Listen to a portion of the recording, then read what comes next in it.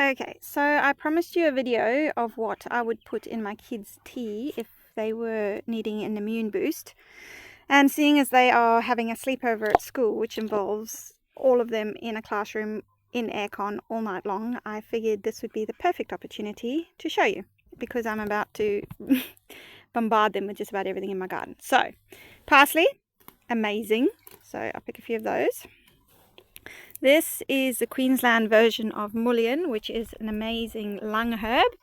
So I'll pick one of them. Oh, I might pick two of them, seeing as it's doing quite well. I've just got to keep the ducks off it. That's why I've got the wire all around it, because they like to eat that.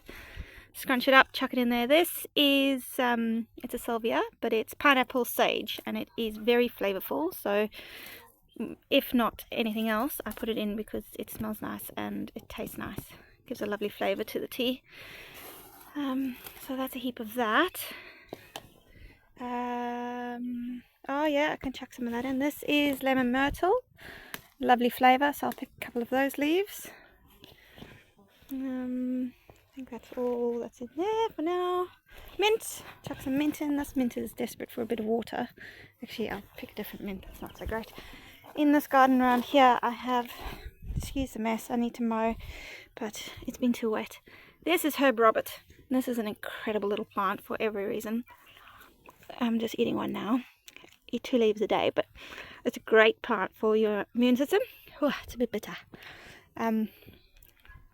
So I'll pick a few of them, chuck them in, and then over here there's more parsley, but I already put that in, so that'll be alright for now. There's some more parsley there. No. Here's all my mints and lemon balms.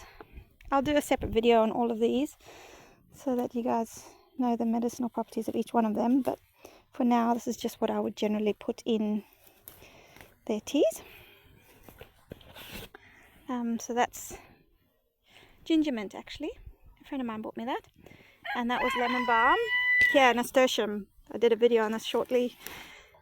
And for the lung properties, it's amazing.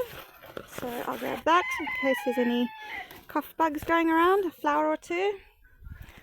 No, I won't worry too much about any of that.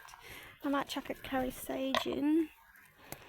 And some bay leaves, because bay leaves are amazing for everything. I've been reading recently that they're really good for aging skin too, so I'll look into that a bit more. Mint, I'll chuck. This is just common mint, which grows like a weed, and we've just had a heap of rain, so it's doing very, very well. There's my beautiful lamb's ear. I love lamb's ear. Right, so that's some mint. What else have we got? If I had any pomegranates, I'd chuck them in, but it's the wrong time of year for them. Oh, lemon. I have to chuck some lemon in. There's a nice lemon. There we go. I'll be putting some ginger in too. Ginger's good for just about everything. I've got Vietnamese mint in there, which I'd usually put in, but it's not very happy. I've got a fungus, so I've got to treat that. That's tansy. Yeah, I might chuck a few younger leaves of that in. Marshmallow. Commonly a weed, but incredibly good for coughs. Chuck a few leaves of them in. Oregano, thyme, there we go. 2 brilliant herbal remedies. Oregano is good for just about everything too. It's one of the great culinary herbs. Put quite a bit of that in. And sage. It's in a tiny little plant. Only put it in a little while ago, but we'll chuck a few of those leaves in. Here's my baby thyme. This is the bed that I put mulch in that wasn't quite mulched properly, so it wasn't composted properly, I should say. So I've got grass growing through this whole bed, which is very infuriating. I'll try to pick some of these leaves without pulling the plant out. Thyme is great for throats. Right, there's my baby coriander. I probably would have put some of them in, but I don't have any big plants, so I won't.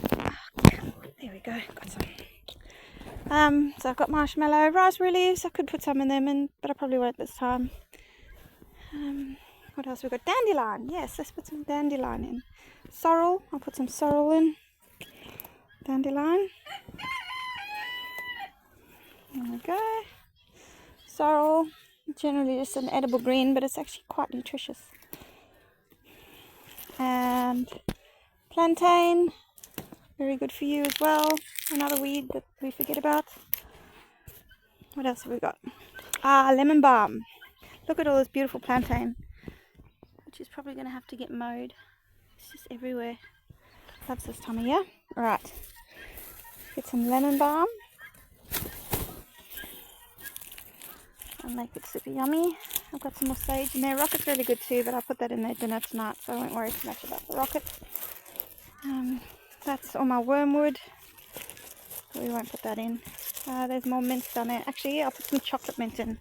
This one here is chocolate mint, and it's loving life since it rains, so I'll pick some of them, chuck it in. And you know what else I'm going to put in? Aloe, but I'll let the yellow sap drain first, so it's not too bitter. You'll see, focus, there's yellow sap that comes out of there. You can see it coming out already. If you get rid of that, then you can use the aloe for a skin tonic. You can use it as toothpaste. It foams up beautifully. Sunburn, obviously. All sorts of, I'll put a whole lot of roots out. Oh well. And then in here, yarrow. I better go get some yarrow. I have feverfew, which is great. So we'll chuck some feverfew into it. And some more lemon balm. Middle of winter, and look at my basil. Crazy. Haven't had a frost yet, so everything's still doing really well. All the summer stuff. Gotu kola, I'll chuck some of that in as well, which is in this little box. See? It doesn't really like the cold, so it's not doing as well. But that's another thing you can just eat by the leafful. And this is sambung, which is considered the life extender spinach. So I'll pick some of them and chuck them in. Can't hurt.